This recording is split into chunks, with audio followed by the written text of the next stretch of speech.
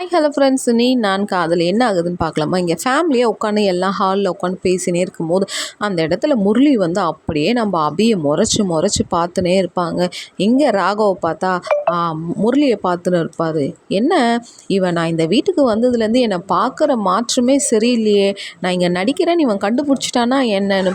இங்கே வந்து அஞ்சலி வந்து எல்லாருக்கும் வந்து மாங்கல்யம் மாற்றுறதுக்கு வந்து சரடு எடுத்துன்னு வந்து கொடுக்குறாங்க. அங்கே அப்பா அணுக்கு கொடுக்கும்போது, அக்கா ஏங்க்கா இத்தனி சவரத்தில் இது இவ்வளோ வெயிட்டாலாம் போட முடியாது. என்ன இந்த வீட்டு மகாராணி 2 பேர் நீங்கள், அதுவும் வீட்டு மருமக நீ, உனக்கு வந்து ஒரு 10 சவரத்தில் ஒரு ஆரம் ஒரு சரடு எடுக்கலைன்னா எப்படி?